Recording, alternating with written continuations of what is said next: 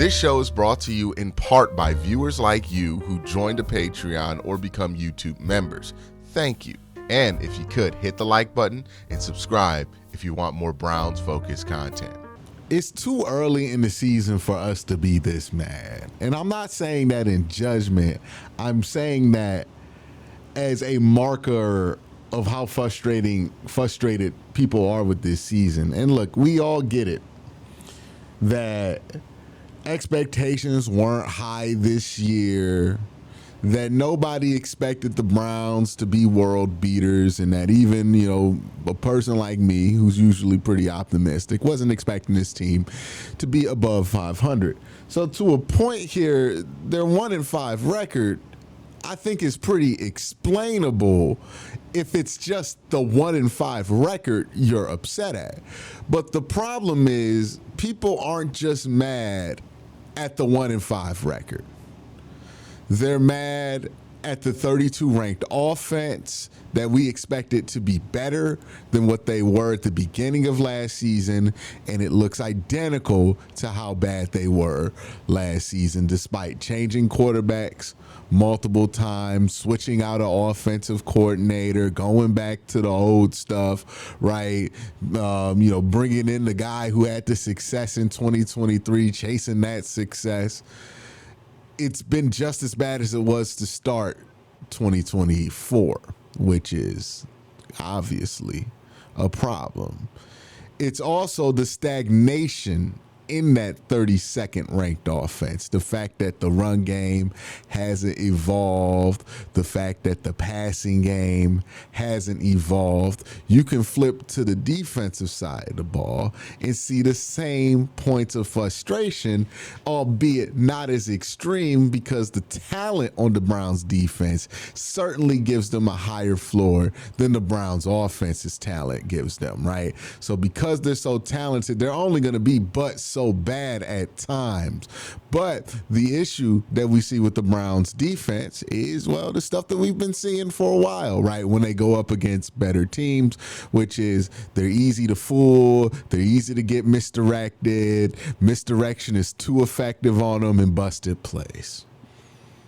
It's not that the record is 1-5. I think there were ways that the Cleveland Browns could have gotten to a 1-5 record and people would find it acceptable on some level, or at least people wouldn't be this furious.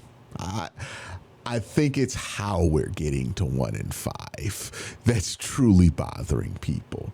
Now, I've mentioned a number of on-field reasons for why this team has not been successful this year. And look, let's be real.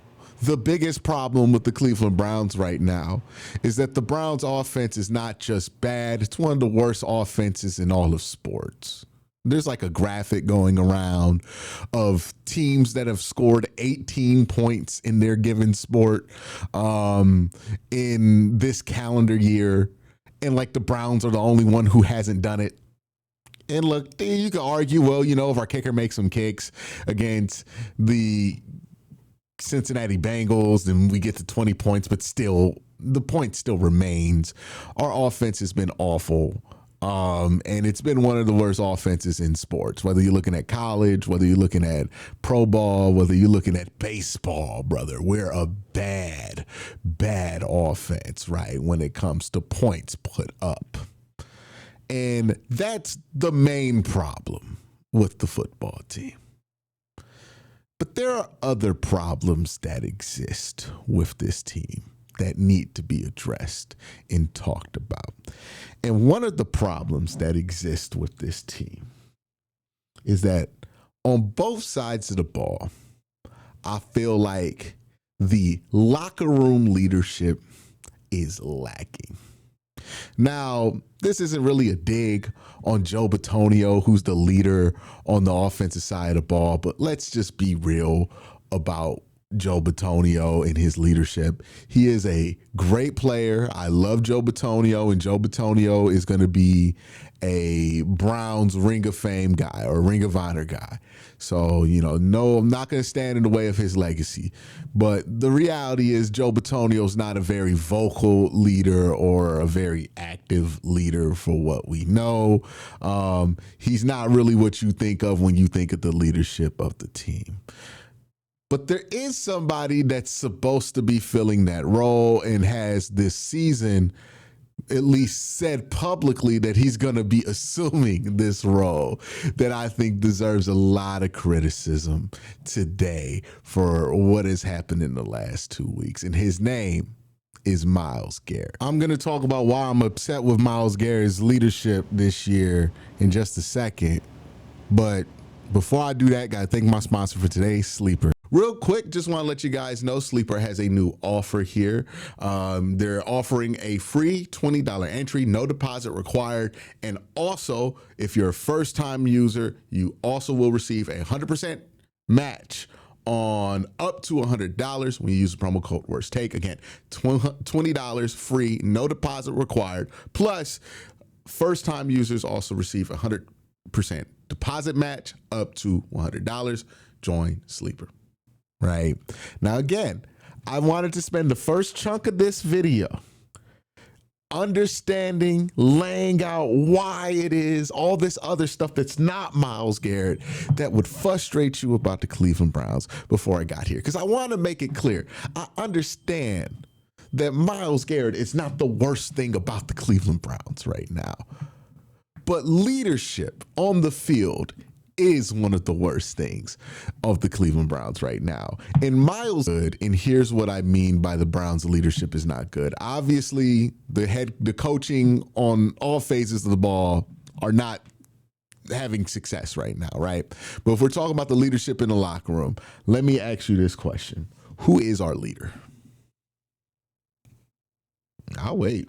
Who's our leader? Who is the leader of the 2025 Cleveland Browns? Who's been the leader of the Browns as a franchise? I can't really think of a name, right? Most of the guys that we associate with the team are pretty quiet when it comes to that aspect. Like Nick Chubb, who's not with the team anymore, wasn't really a vocal leader, obviously. His whole thing is not being vocal, right? Joe Bitonio, again, another similar thing to Nick Chubb, where he's not a very vocal leader, right? Denzel Ward, he's not really somebody who's thrown himself into that role. The only guy I can really think of where the shoe would fit would be Myles Garrett. And what Myles Garrett did in his post-game press conference, I thought was demonstrative of some of the poor leadership that is getting us to this point and why it is that I feel like Myles Garrett, at this point, I have no choice but to say he's a poor leader. He's not a good leader. So what Myles did, for those of you who don't know, he was in the press conference and basically they asked him, is it frustrating to lose like this? And he said, yeah, it's frustrating that the offense can't score points and he's tired of losing like this and he doesn't want to be Joe Thomas, right? And look, some people are going to see those quotes and say, he's not lying. He's telling the truth, though, Quincy. And if Myles Garrett's job was to be a journalist, I'd be applauding Myles Garrett. But guess what, man? Myles Garrett's job's not to be a journalist. Myles Garrett's job is to be a leader of a team. That's Myles Garrett's job. It's not to be a truth teller, right? Myles Garrett's job is to be a leader. And when the team's not successful, go up there and talk about what he can do to help things. The fact that Myles Garrett is up there, bitching and moaning, acting like a passenger on this ride is unacceptable. You can't accept that from a leader.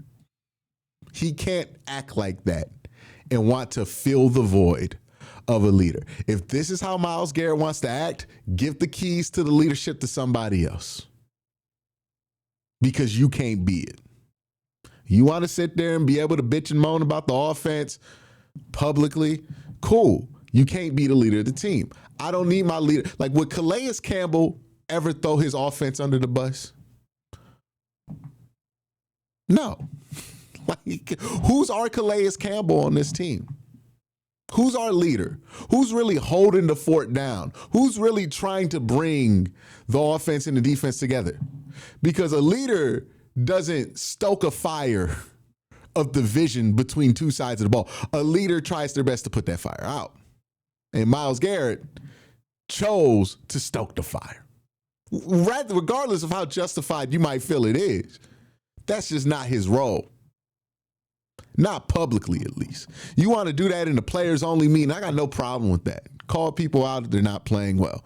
But you got to call yourself out too if you're Myles Garrett. Because here's my other problem with what he said. Myles Garrett up there talking like his shit don't stink.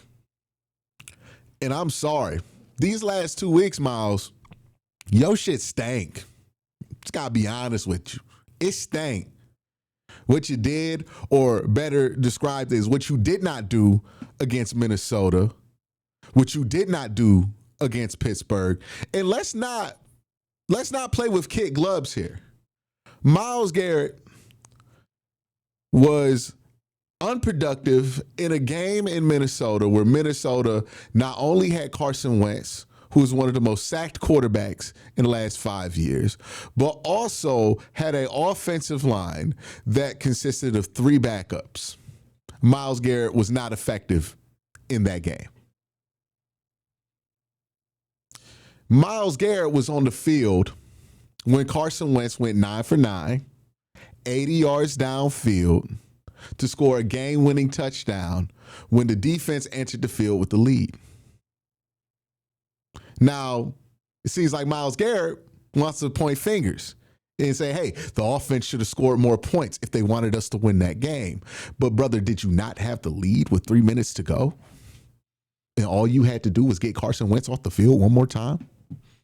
Were you not on the field for 80 yards when they marched right down and scored on you smooth as easy as butter with 3 backup offensive linemen, a backup quarterback, and the backup quarterback is Carson Wentz of all people?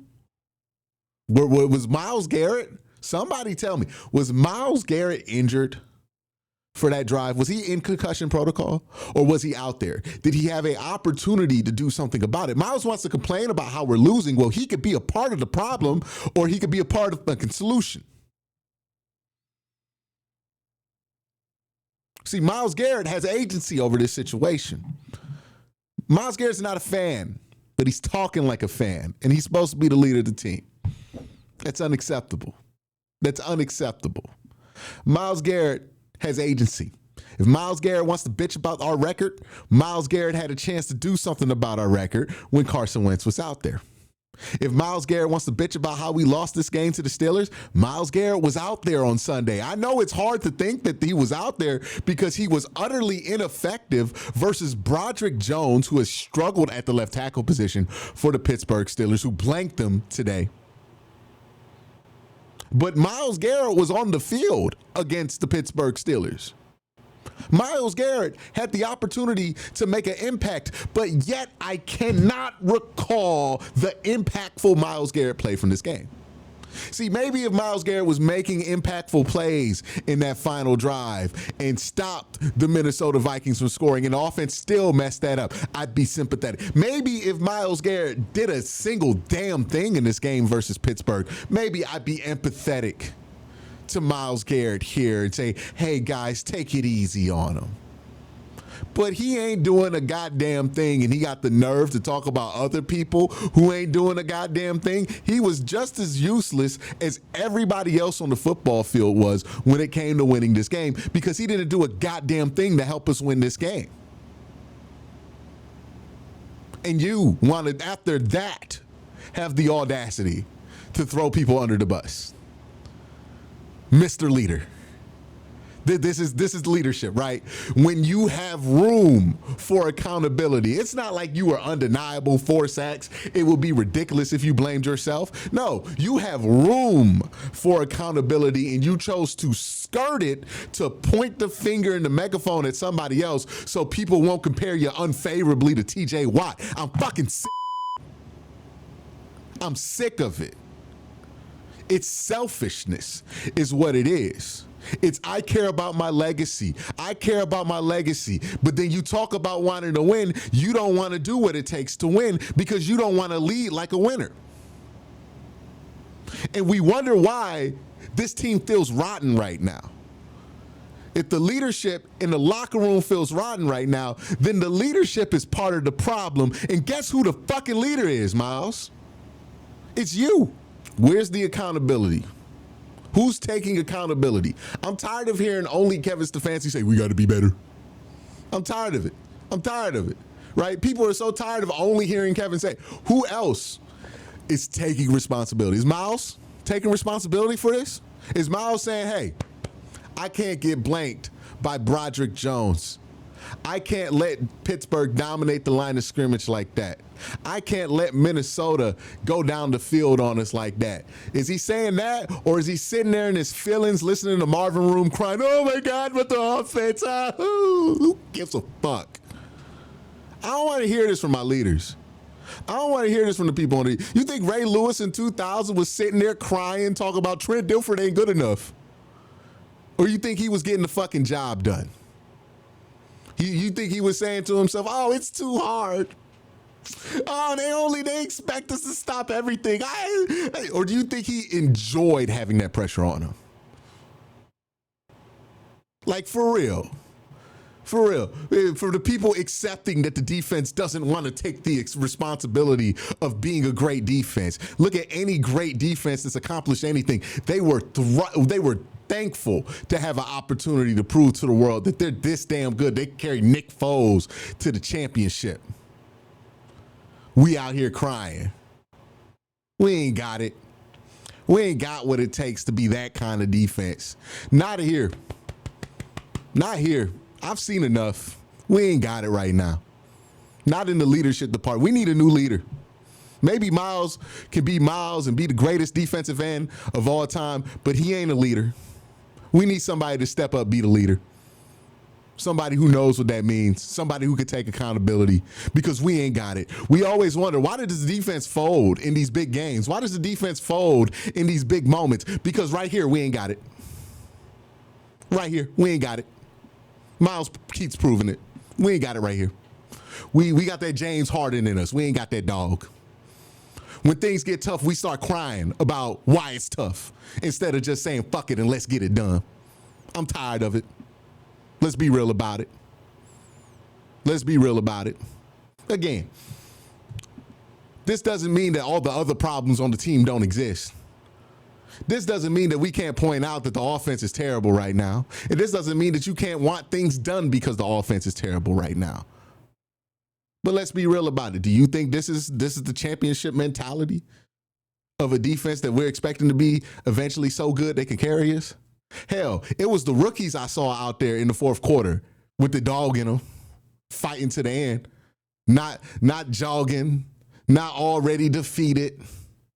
There was Mason Graham and Carson Schlesinger out there. Myles Garrett talks all this talk about wanting to be one of the greatest of all time. Well, I just watched this summer the greatest women's basketball player of all time, A'ja Wilson, have a dog shit start to her season, and she sent a text to her team during the season after an embarrassing loss, basically saying, if you ain't serious about fixing this, don't show up. We don't need you. That's a leader, right? That's a leader. That's why A'ja Wilson's one of the greatest of all time. That's why A'ja Wilson's a 3-time champion. That's a leader. That's accountability. That's holding other people accountable. That's not just throwing people under the bus, throwing shade in the media, all that. No, that's saying, hey, we gonna fix this. And if you ain't interested in fixing it, go ahead and hit them deuces. Where's that leadership? Where's that leadership? That's all I want. I want one person on this team to just demonstrate that they care. I know some people gonna kill me for this. Q's mad at the leadership more than he's mad at this and that. When it's not true, I'm like sitting here talking about Kevin getting fired. I'm sitting here talking about Jim Schwartz getting fired. I'm sitting here talking about everybody associated with this getting fired. So don't act like me wanting the leadership to be better doesn't mean that I don't want other things done.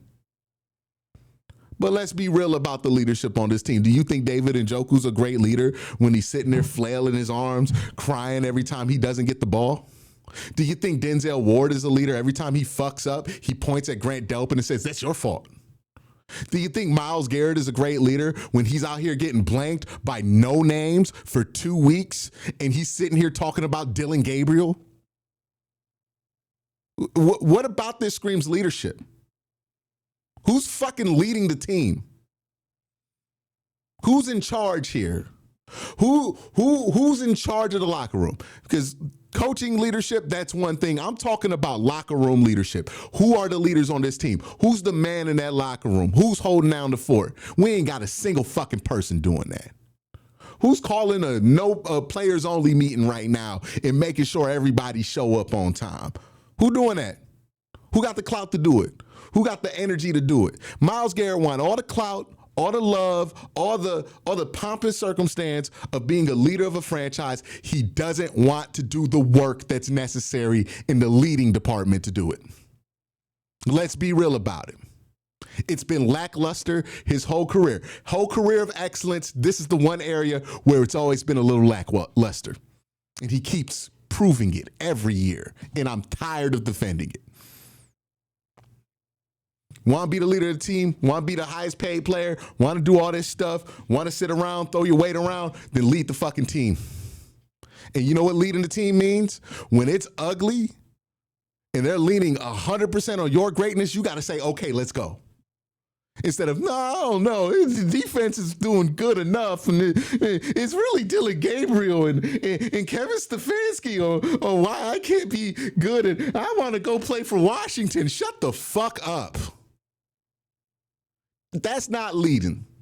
Like, I'm sorry. That's something that fans can do. That's something that people in my comment section could do. That's something that people who talk about the Browns on the radio could do. You cannot be the leader of the team and be talking like that.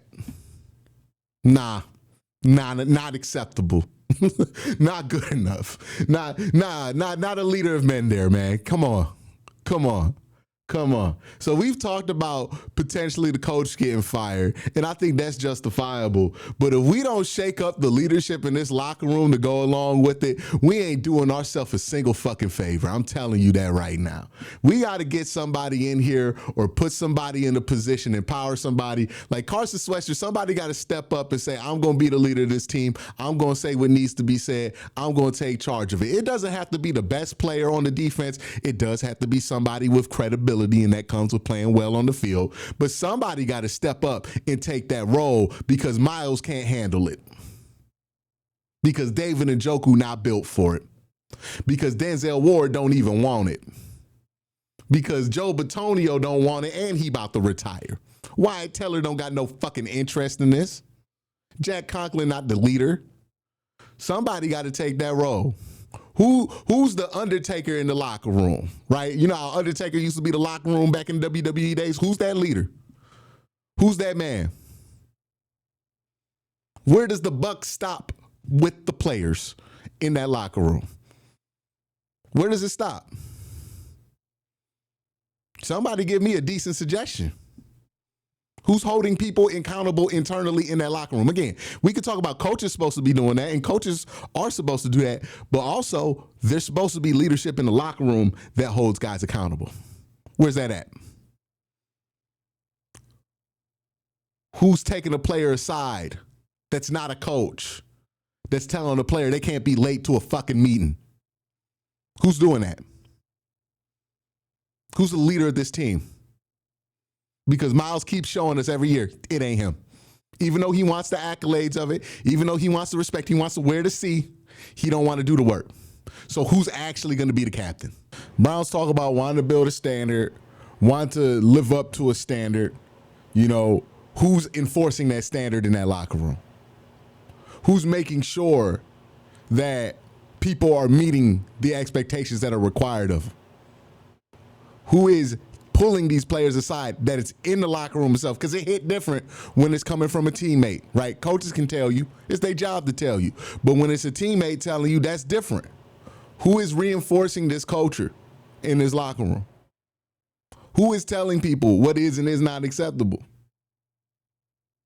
Who is making sure people are doing everything they can to make the right decisions?